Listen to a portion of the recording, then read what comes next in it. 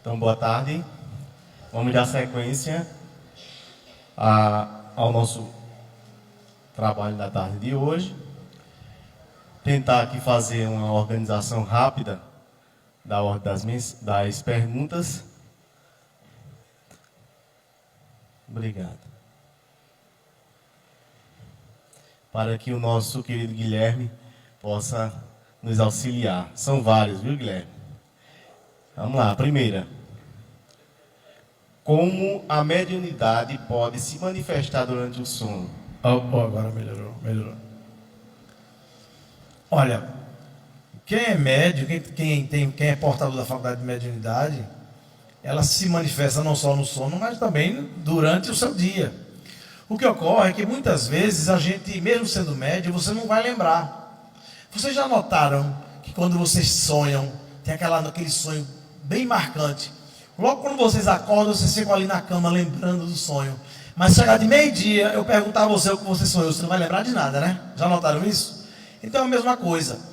Na mediunidade, através do sono, você não vai lembrar, dificilmente. Agora, através do desdobramento, se você for portador de uma mediunidade ostensiva, com certeza você vai poder aí desenvolver experiências mais contundentes do que aquele que não tem aquela mediunidade tão ostensiva. Entendeu? Mas através do sono é importante a gente entender isso, que é muito difícil você determinar o que é sonho do que é real. É muito difícil. Próxima pergunta. Todo médium precisa de estudos para frequentar a sala mediúnica? Existe realmente essa regra ou é uma regra de algumas casas espíritas? Olha, se você vai estudar aprender biologia, aprender química, você tem que entender a parte teórica, né? Para antes de colocar a mão ali nas coisas, para não. Então, todo aprendizado tem uma parte teórica, para depois você fazer a parte prática. Se faz necessário, sim, o estudo. O Livro dos Médiuns é um livro hoje muito esquecido na casa espírita. O Livro dos Médiuns, quando veio para o Brasil, o original em francês é Livro dos Médiuns e dos Evocadores, Manual dos Evocadores. Foi um livro feito para ensinar as pessoas a evocar os espíritos. Só que quando o espiritismo chegou no Brasil, encontrou a Igreja Católica muito forte. Então, eles, para não bater de frente, tiraram a palavra evocação, né? Aí colocaram doutrinadores. Mas o Livro dos Médiuns é um livro feito para evocar espíritos, sim. E temos que estudar o Livro dos Médiuns. Aliás, se nós se as casas espíritas estivessem estudando o Livro dos Médiuns, todas elas, talvez essas fraudes todas não estivessem acontecendo. Porque muitas dessas fraudes aí é falta de estudo do Livro dos Médiuns.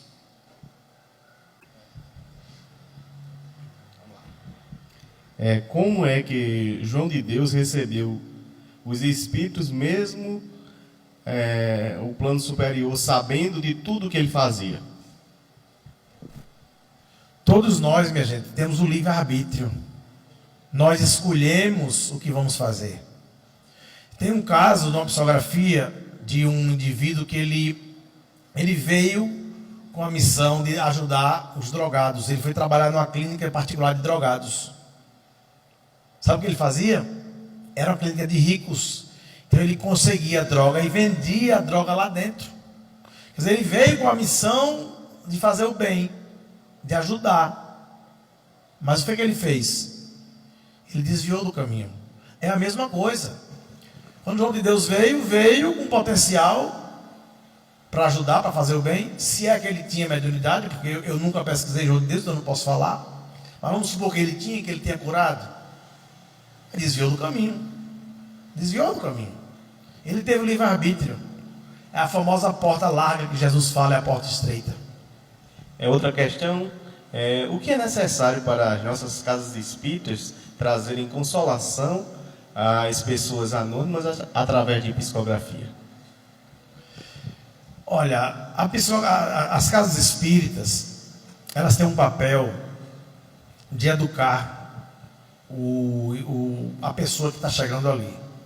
A psicografia é apenas um instrumento da casa espírita E a habilidade da psicografia não é toda casa que tem. Aí você vai deixar de fazer o trabalho da casa espírita porque não tem um médium de psicografia bom? Também só vale a pena se você trabalhar a psicografia se o médium realmente for um médium testado. A gente aconselha, em toda casa espírita que tem a psicografia, de se testar um médium. Porque Kardec orientou isso. É importante que se faça um teste com os médiuns, né?